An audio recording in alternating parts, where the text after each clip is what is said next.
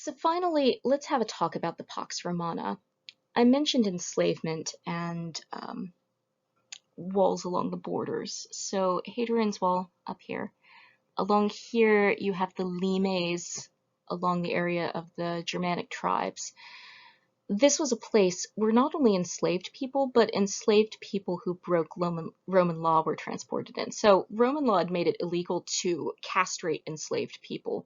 So often, one of the kinds of human products sold across this border were people who were captured, had their testicles removed, and were then sold into the sex trade in Rome, to give you an idea of just how bad this was for the people involved in it. Yes. So many people who are being trafficked for sex work, but also for labor. One of the things that happens when you're enslaved, let us not forget, is that you lose bodily autonomy. So your life is going to be one where you are being used, degraded, all the labor extracted from you, and you're also having your culture, your name, your identity erased from you and replaced with this template. And your choices from this point are pretty grim. Revolts, rather, I should say, uprisings, were ended with extreme prejudice. You would end up getting crucified and your body displayed until it rotted off the cross, kind of thing. And this is a thing actually happens multiple times regularly. This is something that a Roman legion would regularly do, is people who were found either trying to escape enslavement or foment revolt or just disturb the Roman peace would be crucified as an example to others. So one of the things you might have to do as part of your duties would be to nail people to crosses, which is something that just gives me nightmare fuel. Um, I find that very difficult to sit with, and I suspect that Roman soldiers did too.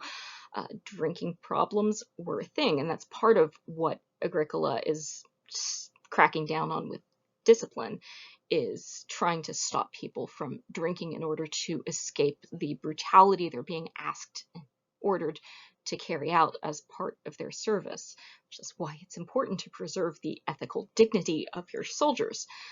Not quite a thing with Rome. So this is a period where internally Rome was more or less at peace. Wealthy Romans were doing well, travel was reasonably safe, trade was booming, products were being extracted from all over the world. But there was a dark side to it that Romans recognized. This caused massive environmental problems. Forests were being denuded, mining was causing pollution. Romans had an environmental movement that started to arise out of the consequences of this massive economy and this concerted effort to extract resources in an unsustainable way from all of this new territory. And it's not just the natural world that's being unsustainably exploited. People, too, are being taxed beyond the point where they can afford to be taxed for benefits that aren't quite tangible to your average citizen. And Romans are pocketing the difference between the extra taxes they extract. So Romans are incentivizing overtaxing within their legionary structure. This leads to a lot of resentment, a lot of boiling over anger, and a lot of instability that then Roman legionaries have to deal with, right? It's not just about soldiers beating up people flat.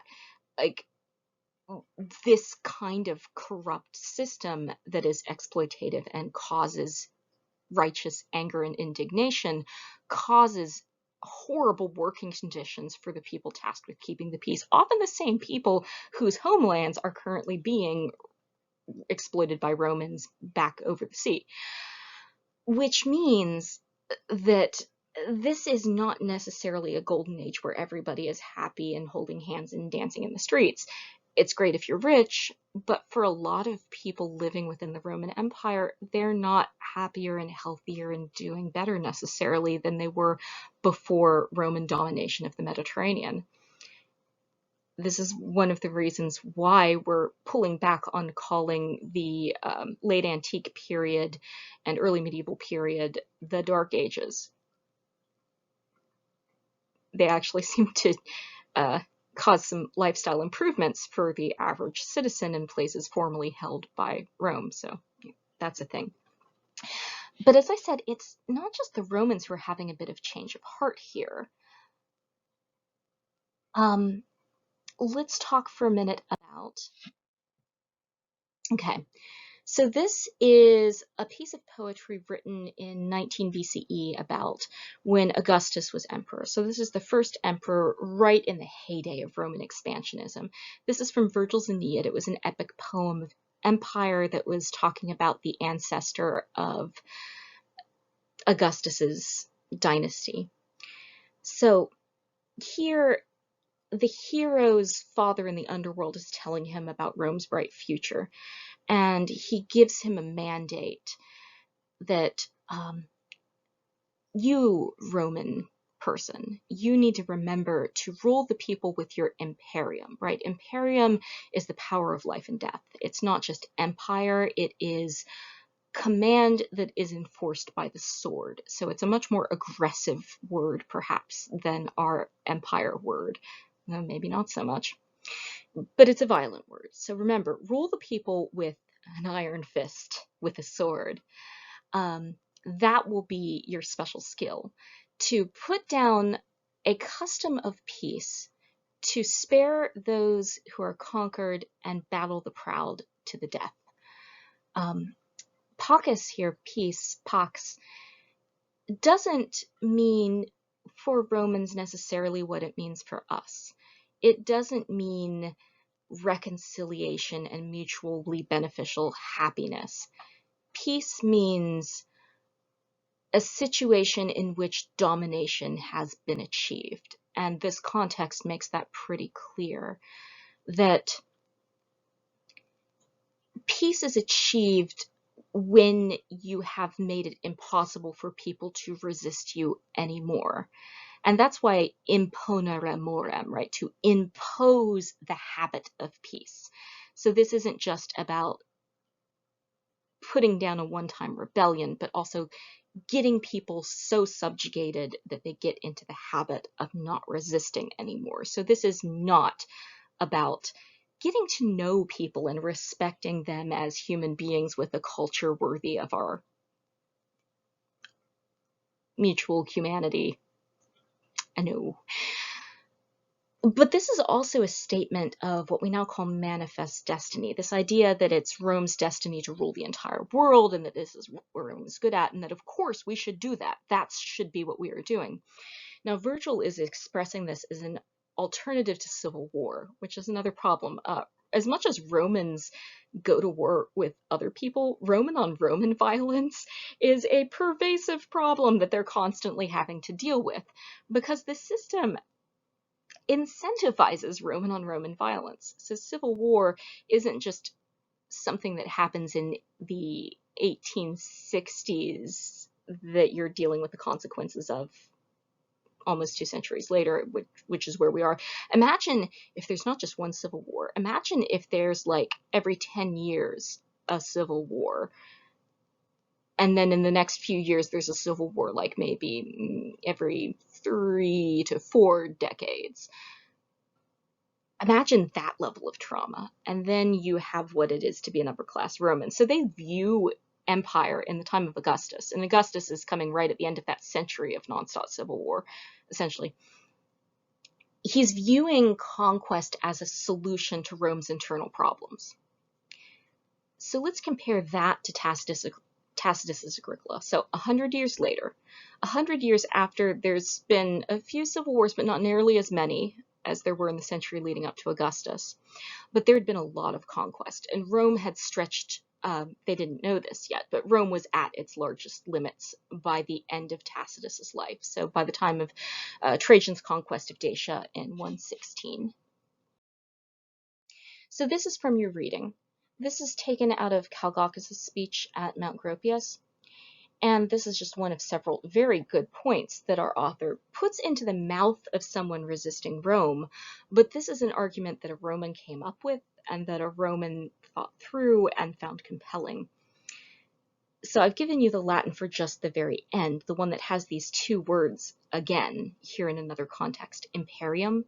the power of life and death, the rule of the sword, and peace. A resistance that has been so effectively oppressed that nobody can ever get up again. So Calgacus, and this is my translation, it's a little different than what was in your reading, says that the Romans are brigands of the world, and that now they've run out of land to plunder, they're eyeing the sea. If the enemy is rich, the Romans, are greedy. If the enemy is poor, they lust for dominion. Neither the east nor the west has been able to satisfy them. Alone among men they covet wealth and poverty with equal enthusiasm. To plunder, to slaughter, to exploit. With deceitful names they call it imperium, and when they make a wasteland, they call it peace. So this is even more blatant. Virgil implied, Tacitus lays it out. For Romans, peace means destruction. And that is what people resisting Rome are pushing back against. But this is also, Tacitus realizes, the price of empire. That in the act of taking over this land, they're destroying all of the qualities in a people that make them worthy of respect. That Rome is systematically not only crushing everybody else's spirit, but their own too. And that empire definitely isn't good for the people being conquered. But Tacitus is also looking on, was it worth it for us to conquer all this land? He's looking at all of the people who are dead, all of the problems and headaches that have come with administering this empire, the constant threat of rebellion, the instability, the never knowing when the next war is going to break out on the border. And he's saying, is this a good use of our time? Partly, he also knows that expansion did not solve the Civil War problem. Certainly civil war has calmed down a little bit, but Tacitus is writing this right after another civil war, the civil war that happened when Domitian was finally taken out of power. And he's writing this for the new emperor and dynasty that have just taken over, Nerva, who was in charge for 2 years, and then Trajan. So in Tacitus's mind, fresh out of another civil war, he's like, was this a good use of our time? And this is a thought that I think is useful to leave us with, because this is not a decision or a problem that's gone away. Because on the one hand, we are in a world where defense is important, where holding territory is a necessity for survival, where military activity, by and large, for everybody but the most committed pacifist, is something that we feel is necessary to our continued existence. And in a world where you have a military and where you have the potential for expansion and where you get into situations where you have to make a decision about how am I going to deal with this difficult neighbor, we run straight into this problem that Rome faced too. Is empire the solution? Is it the solution to internal problems? Is it the solution to external problems? If not, what's the alternative? Tacitus does not provide one. And I think he feels quite a lot of angst about it. So that's where I leave you, not with a lot of answers. I don't have the answer to this one, I really don't. But it's something that Rome helps me sit with and think about from a distance and with a little bit of perspective. The way that we treat our troops as human beings, the way that we treat people in our care, the way that we think about our country's policy and the way we expand and contract, what we do to places that we do choose to invade, all of this has consequences for us and the world. And we need to weigh those before we make those decisions, and we need to have a plan in place, because if we don't, one decision will lead to another decision and will lead to a situation where we are torturing both the people serving in our military and the people we are using our military to control. So as the future of the world, I hope you guys do better. And that's where I leave you, on the northernmost border of the empire and in this quandary. And it's not going to get better next unit. We're going to take a trip to the fall of Jerusalem. So, be well, take care, try not to oppress people, and I will see you next unit. Later.